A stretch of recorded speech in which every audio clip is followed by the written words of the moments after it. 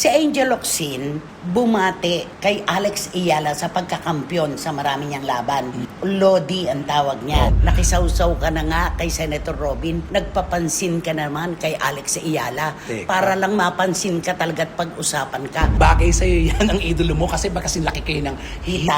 Ikaw na ang gumanap na sa life story, Sa life story ni Alex Alex. Ayala. Kaya lang paano mo magagawa? Ang taba-taba mo. 3 puntos po ang nais naming ilatag sa inyo bilang pahayag naman ni Kim Chiu sa mga isyong kumakala. Wala po kayong maipapakita na resibo na nagpakasal na si Kim Chiu at si Paolo Avellino sa Amerika o kahit saang bansa man. Yung tungkol po sa kanyang pagdadalang tao. Ang sabi niya, the bulge in my tummy is just from the petticoat of my gown. Don't gossip about me. Hay nako, kailan mo kaya ipanganganak yung petticoat baby na yan? Alam na po natin na merong ibang mga tagahanga, si Kim Chiu, ang mga common friends nila Cam, na bumaklas na sa kanya. Ito po ang gusto niyang sabihin, hindi siya masamang kapatid. Ginawa lang daw niya ang nararapat. Ang mainit na chika! Ang mga walang prenong intriga. Ang mga pinagpipistahang kontrobersiya tungkol sa kanya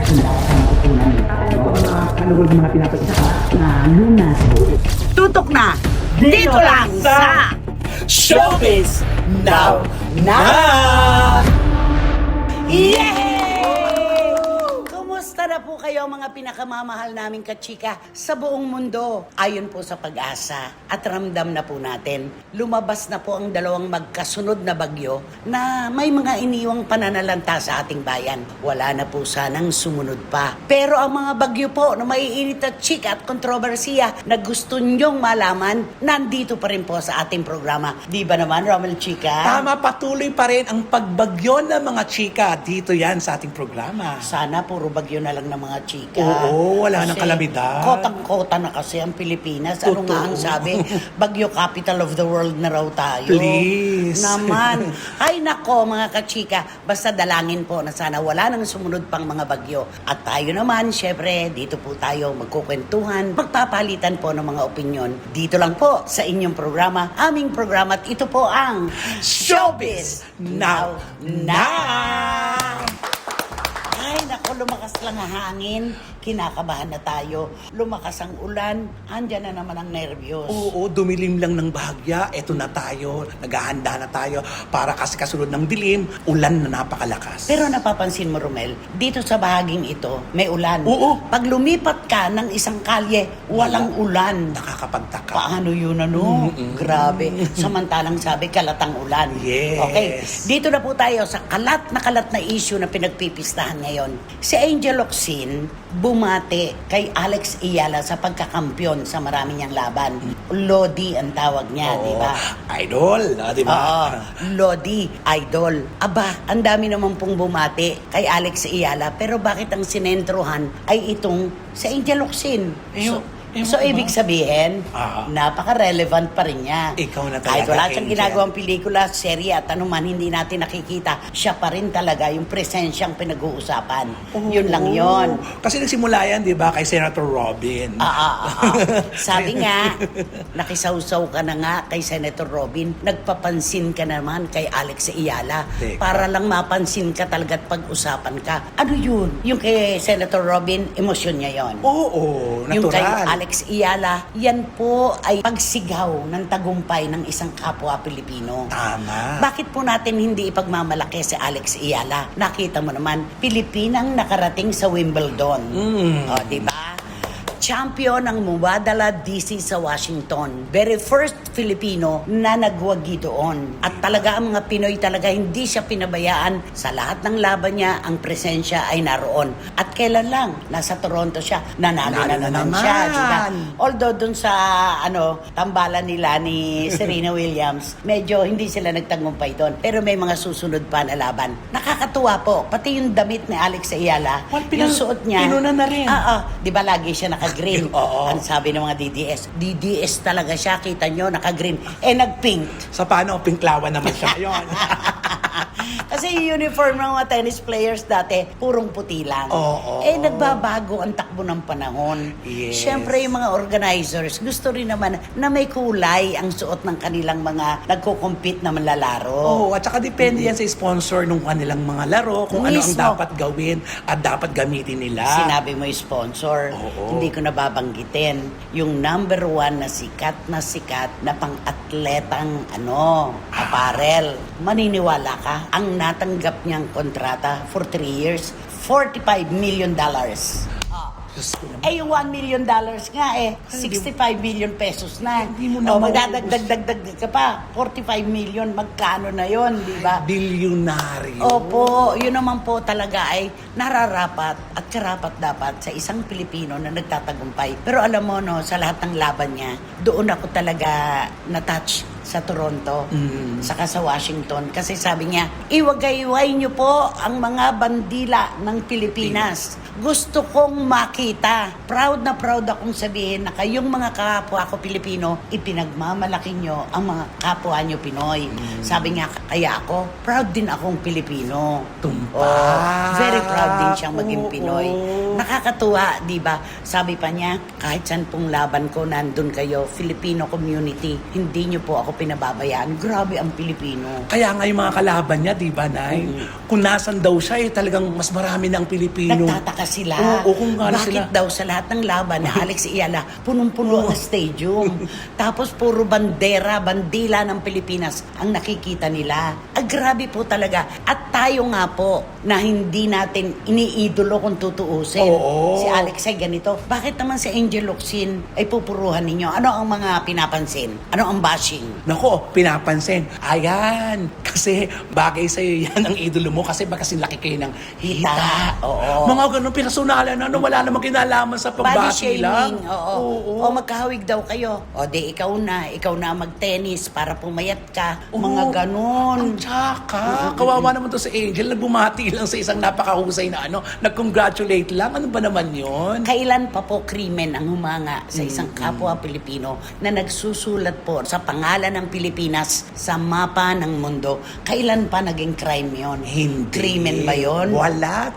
Pagsamba lang at paghanga ito. Totoo. Yung- Ang tawag nga po sa atin ni Alex, puyaters. Yes. Kasi hinihintay po natin yung laban niya talaga. Pinagpupuyatan po natin. Ang dami-dami talagang mga Pilipino na umaangat ang pangalan sa mundo ng palakasan. Oo. Si EJ Obiena, nanalo diba? din. Gold din sa Germany. At ito wini-wish ko. Kasi di ba pag pumapasok ka sa immigration ng isang bansa, where are you from? From the Philippines. Oh, Manny Pacquiao. Di ba Ayan, ganon? yes. Okay. Tapos sasabihin niya, are you Filipino? Yes, sir. Oh, Pacman. Sana isang araw makainkwentro tayo ng, where are you from? Philippines. Oh, Alex Ayala. Hindi. Ganon, Ay, naku, diba? posibleng mangyari Mangyayari yan. yan. Oo. At tayo talaga sa kanyang pagpupunyagi, sa kanyang pangarap, at sa suporta po nating mga kapwa Pilipino, magtatagumpay talaga ang ating mga atleta. Oo, at saka yung mga effort ng mga kababayan natin na namamasay, nag-aeroplano, pumunta doon sa Ang venue. ticket sa Toronto, 10,000, 12,000. Diba? At wala nang ticket na mabili ang mga kaibigan ko na nanggaling pa sa ibang lugar sa Para Canada. manood na. Toronto kasi, yung laban. Yes. Merong mga taga-Quebec, merong taga-Alberta, Winnipeg. Sila Ray hindi Hindi nga nakapanood Sold Ay, out. nako. Diba? Ay, nako, talaga rin naman. Basta, Angel, wag mong pansinin yung mga ganyang pagpuna sa iyo na sige, ikaw na ang gumanap na sa life story. Sa life story ni Alex Alex. Ayala. Kaya lang, paano mo magagawa? Ang taba-taba mo. Mga ganon. Grabe yung Oo. body shaming. Isa lang ang ibig sabihin nito, si Angel Locsin hanggang ngayon ay Relevant. relevant. Hindi naman po papansinin pag wala na sa ating wisyo ang isang performer o ang isang personalidad. Dahil si Angel Locsin, hindi man natin nakikita, nandito pa rin sa ating isip at puso. Kaya Angel Locsin, go, go, go lang. Hindi krimen ang pumuri sa isang kababayan. Miss ka na Yan. namin, Miss Angel At Locsin. congratulations, Alex Ayala. Mas marami pang tagumpay para sa iyo. Mahal ka namin. Okay, kantahan mo na. At bagay na bagay sa kanya to kasi ang title ng kakatay, Ikaw na nga. Lito Kamo, Ay, Willie Revillame. Revillame. Eto Okay. na. Nako, ay ingatan ko na ito. Kasi, Para huwag mapansin. O, para huwag mapansin. Okay, O. oo. Ikaw na nga ang hinahanap. Sandali, may tanong ako. Pag pumapasok ka sa isang kanta, paano mo alam na yung key na yon ang para doon? Kasi ako, papasok lang ako. Tetembuang na ako sa susunod kasi hindi ko pala key. Oo. So, alam mo yung key mo. Alam ko na kagad yung key ko kung hanggang saan ako makakarating. Okay, Oo. go! Ikaw na nga ang hinahanap ng puso, ang siyang magbibigay ng saya, ng tamis at lambing sa buhay ko. Wow, wow. Ikaw na nga ang bawat panaginip ko, sa piling mo'y nagkatotoo ang lahat ng mga pangarap ko. Ikaw na nga ito. Ang ganda ng kantang yan. Alam mo na, super ganda niyan. Kaya alam mo, kahit hindi ka nagsasalita, pag narinig mo yan, may isip mo yung mga, alam mo yung nagmahal. Sana ginaya mo rin si Willie. Ikaw na nga. Ikaw na nga ang hinahanap ng puso. ginaganon niya yung t-shirt. Itataas ang kamay. Oo. Ang siyang nagbibigay ng saya. Ganon. Ganda-gandang piyesa Ganda. na dito kamo na ibinigay po sa atin ni Willie Revillaman. Namimiss mo si Willie, ano? Actually, hindi ko na siya nakikita. Kasi meron akong, may mga bagay kasi si Kuya Will na may nagawa sa akin na hindi ko makakalimutan. Di ba? Lalo naman ako, Oo, di ba? Naging anak-anakan ko siya. At ayokong sabihin yung naging. Oo. Alam ko, isang araw magkikita din kami sa isang lugar. Tatawanan lang namin ang lahat. Totoo. Di ba? Ano yung sabi ko sa iyo kanina? Si Willie, kahit binira ko ng todo, may narinig ka ba na iginante? Wala. Nagsalita ba ng masakit? Wala. Alam niya kasi, ang pinasok niyang mundo ay hindi niya maaaring makuha ang kalooban ng lahat ng tao Totoo. na tama siya. Minsan, dumadapli siya, nagkakamali, pinipitik, tanggap niya yon. Yun lang. Kuya Will, nasan ka na? Mag-iingat, Oo. di ba? Okay, eto na sa pangalawa. 3 puntos po ang nais naming ilatag sa inyo bilang pahayag naman ni Kim Chiu sa mga isyong kumakalat. Oo, kasi sagsag na to, usap-usapan na to sa lahat-lahat. Mabuti lang kamo, nagsalita na. Tungkol lang yon Oo. sa sinasabing baby. Yes. Pero yung kasal nila ni Paolo Avellino Eto na. sa ibang bansa ay nilinaw ng kanyang kampo. Alam mo, Romel, pagkakasay sa ibang bansa ay nagkita-kita ang parientes mo at parientes ko. Siyempre, iisipin ng mga makakaalam, naku, may mahalagang okasyon ito na dapat present ang magkabilang pamilya. Nagkaroon ng ganong pagkakataon. May ganong pagkakataon. Nandoon ang pamilya ni Kim, mga kapatid niya. Tapos, andun din ang pamilya ni Paolo Avellino. Kaya ang sinabi nila, kasalan na to. Kasi andun present ang both parties. Yes, alam mo naman Oo. tayo mga Pilipino, 1+1 agad-agad Ah, tayo. Yung Oo. po nilinaw na wala po kayong maipapakita na resibo na nagpakasal na si Kim Chiu at si Paolo Avellino sa Amerika o kahit saang bansa man. Wala yon. Ex na yun, ha? Oo. Ex. Yung pangalawa naman po na ayaw siyang tantanan hanggang sa nagsalita na siya ilang araw ng kararaan, yung tungkol po sa kanyang pagdadalang tao. Bakit ba pinakikialaman yung pagdadalang tao, Romel? Ewan ko ba itong mga ito, lumaki lang ng konti, hindi lang maganda ang pagkakakuha, nasa side view, may umbok lang ng bahagya dito sa tiyan, buntis Ano na. ang sabi ni Kim Chiu? The bulge in my tummy is just from the petticoat of my gown. Don't gossip about me. Alam mo ba kung ano yung petticoat? Oo, yung parang may ganun dito. Oo. May alambre ba yun? Meron na para tumigas siya. Tumigas. Oo. At yun yung umumbok sa Umumbok, tiyan niya. yes. Hindi po bata ang nasa loob ng tiyan ni Kim Chiu. Kaya don't gossip about me. Kasi po, petticoat daw po yun nung kanyang gown. Paano yung mga shots na wala namang petticoat? Ayun. Paano yun? Ayun lang.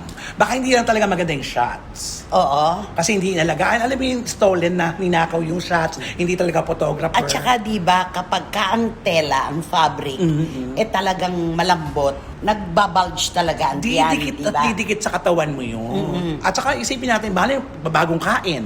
Hindi natin alam. Oo. Kinuha nyo after kumain. Diba, ganun lang Sabi natin. nga niya, ang usap daw sa kanila sa Visayas, kain. Kain, Magpakabusog ka. Ganon, magpakabusog ka. Yun nga po ipinipilit po talaga ng iba na nagdadalang tao na. At kung totoo man po na nagdadalang tao na si Kim Chiu kay Paolo Avellino, wala naman po sigurong krimen doon. Oo nga't hindi pa sila nagpapakasal ayon sa kanila. Nasa edad naman na sila at wala naman silang tinatapakan. Ito, at higit sa lahat, alam mo yun, masaya silang magkasama. Kaya, alam mo na, Huwag nating ipagkait sa Oo, kanila yon. correct. Okay. Ito po yung medyo nais naming itawid sa inyo na may pagka-dekadente ito eh. Kasi alam na po natin na merong ibang mga tagahanga, si Kim Chiu, ang mga common friends nila Cam, na bumaklas na sa kanya. At sabi nga natin, sana bumaklas na lang sa parehong party. Oo. Hindi sa kanya lang. Mm-mm. Ito po ang gusto niyang sabihin, hindi siya masamang kapatid.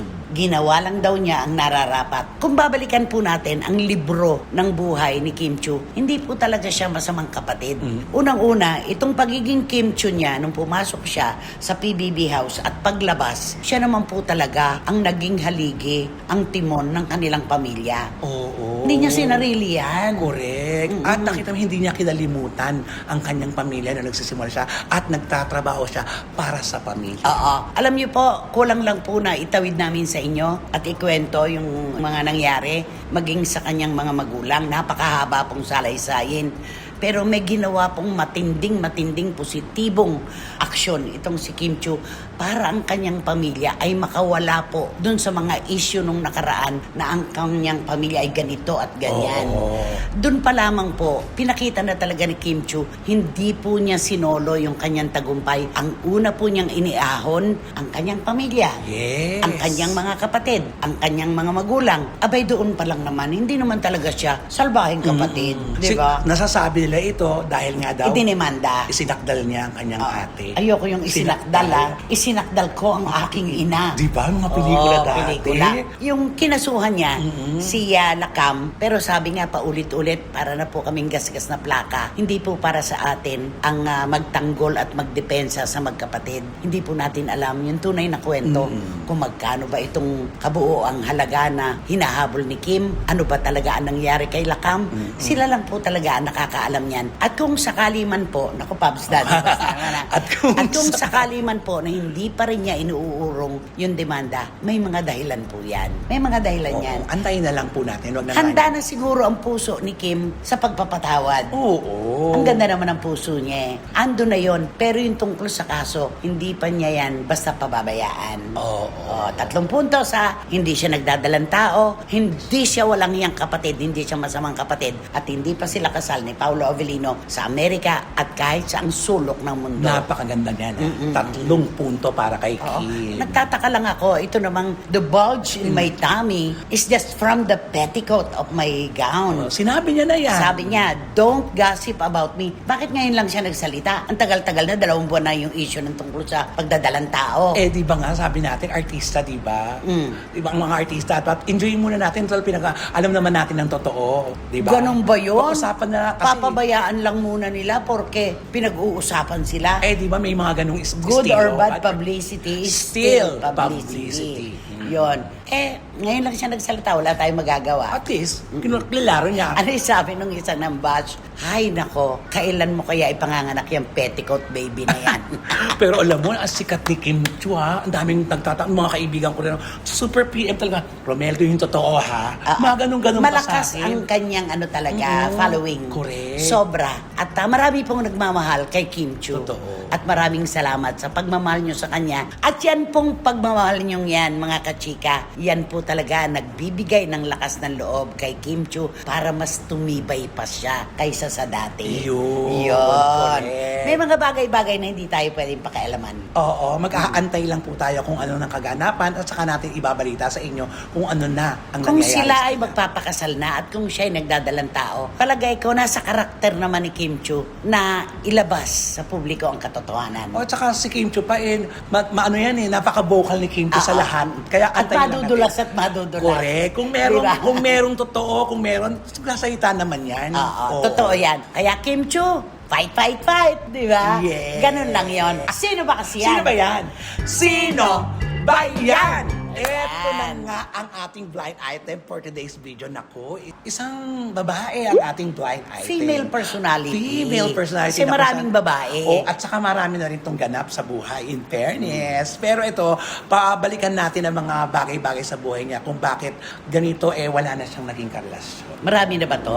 Na marami na naging karelasyon, diba? Iniiwan siya lagi. Oo, nahihiwalay lagi. Kasi dahil ang ugali nito si girl, selosa. Ay, nakakaloka. Dito sa pinakahuli, doon tayo sa Ay, metro. eto sa pinakahuli. Doon sa isang male personalityng sikat na nakarelasyon niya ng mahigit na 7 taon. Na nagulantang tayo nung nalaman na lang Umamin. natin nung umamin siya mismo. Oo. Na ito pala, kaya hindi nagtagal ito. Hindi nagtagal naman sila. Biro mo, nakapito sila. Pareho silang oo, nagtatago kasi. Oo, nagtatago. Pero kaya naman pala itong naglabasan, nagkwento-kwento. Kaya pala, hindi na tumagal ang isa't isa sa kanila. Kasi sila, yung lalaki daw talaga napuno na rin. Tapos yung mga nakapaligid dun sa lalaki, parang Nagpayo. na rin na parang hindi magiging hindi tatagal itong relasyon na ganito kung ganyan ng ganyan. Kasi ito si babae, may dumikit lang dito O, kunwari, staff ako. Staff. ako ng produksyon. Oo. Kuya, kuya talaga. Kuya, eto po yung sequence natin. Pakikilala nyo yung guest natin. Kakanta po kayo in the middle. Tapos interview po. Pumasok si babae. Anong sabi? Sabi niya, pwede mong sabihin yan na malayo ka, hindi yung didikit ka. Ano? Gaganon ako? Oo. Kuya! Kuya! Eto ang sequence. Oo, Ganon? ganon. Gusto niya ganon. Dapat iiwas dumikit No, sa kanya. pakasilosa naman itong babaitang to. At ito pa, kapag oras na ng kainan, pag may nag-aabot doon sa lalaki, Sa male sa personality. male personality, hinaharang niya. Wag ikaw, ako yan. Ay, bakit hindi siya mag-asikaso para walang nauuna? Ayun. Oh. Kaya parang, siyempre yung mga staff, ano ba naman to? Lahat na Saka lang. naalala mo yung isang video Ay, isa pa na yun. talaga nagsisisigaw siya at pinagsilosa niya. Staff din yun. Oo. Staff din yun, yung pinagmumura niya. Correct. Oo. Kaya may isip ko sa kanya, okay lang namang magmahal, girl. Mahal na mahal mo, pero sana yung tiwala lang ibigay. Pero alam mo, ang kasabihan sa ganyan, kapag pinagdududahan ang karelasyon, merong sinasabing thinkers are doers. Sila ang gumagawa. Sila ang Ayun. gumagawa. Kaya todo ang kanyang pagdududa. Walang tiwala sa sarili kasi siya ang gumagawa. Yan ang Kawawa mahirap. naman yung lalaki, kaya pala sumuko na. Oo. Tinanong pala, no, yung mga nakapalibot sa kanya, ano sa palagay nyo? Nako, kuya, wag na po. Kawawa kayo. kaya nung Wala pag- kayong peace of mind. Kaya pag nag-uusap-usap, syempre, ayun na. Dumating pa nga sa punto, di ba, na hindi na siya pinapupunta doon? Oo. Di ba? Oo. Sa studio. Eh kasi panggulo lang siya doon eh. Oo. Tapos may mga staff na lalapit doon sa kuya, ganito ba? Lumayo ka. Kaya mong sabihin yan from a distance. From a distance, di ba? Okay. Oo. Sigurado naman. Nako. Ngayon pa lang, Alam hindi niyo pa na tayo to? nanghihingi ng ng approval sa kanila at wala pang clue. Kilala nyo na. Pero magbigay ka pa rin ng clue. Ay, nako. Napakadali lang ng clue ito. Hindi siya si Glide Mercado. Hindi rin siya. Hindi rin siya si Jenilyn Mercado. Oh. Oh. Ayan ha. Iilan lang naman sila. Ako Oo, naman. oo. Kakanta na lang ako. Ay, ano kakantayin mo? Ikaw na nga ang hinahanap ng puso. Ayun no! Ang siyang nagbibigay ng saya, ng lambing, ng chuchu, chuchu sa buhay ko. Yun ang clue ko Ayun sa na. lalaki. Ang bilis naman. Oo, Ano diba? pa ba? Nako, palagay ko, Tito Manny Garcia, Tita Norrisky, hindi kayo magpapahuli. Talaga, sa totoo lang, kayang-kaya nyo nang sabayan yan.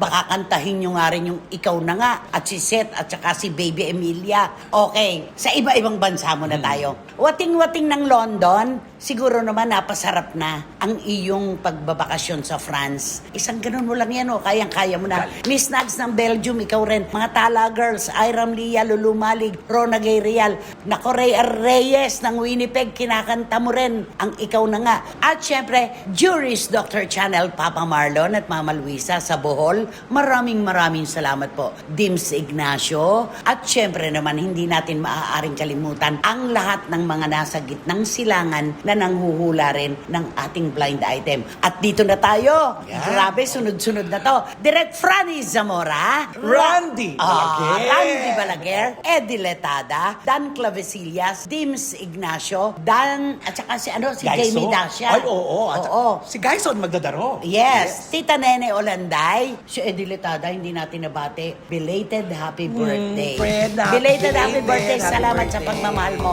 sa CFM at SNN.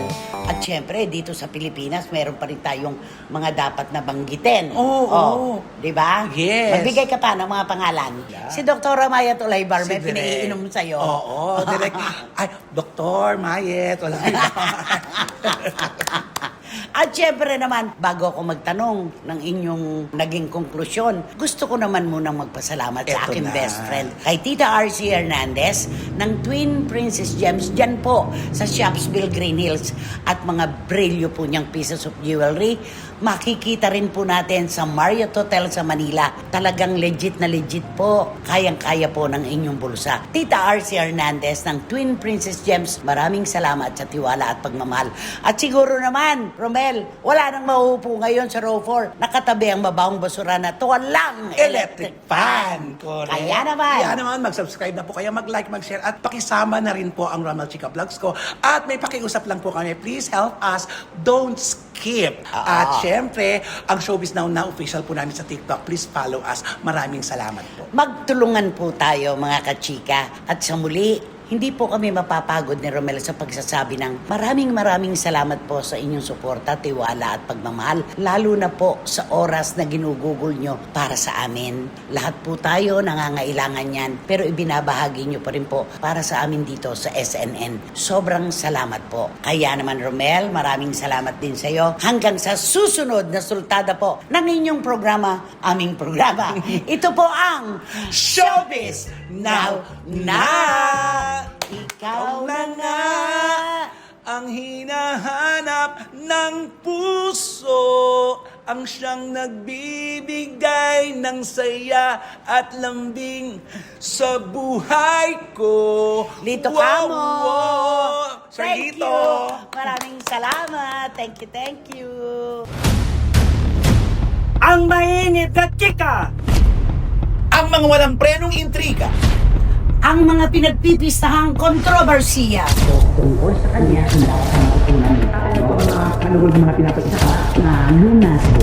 tutok na dito lang sa Showbiz Now na.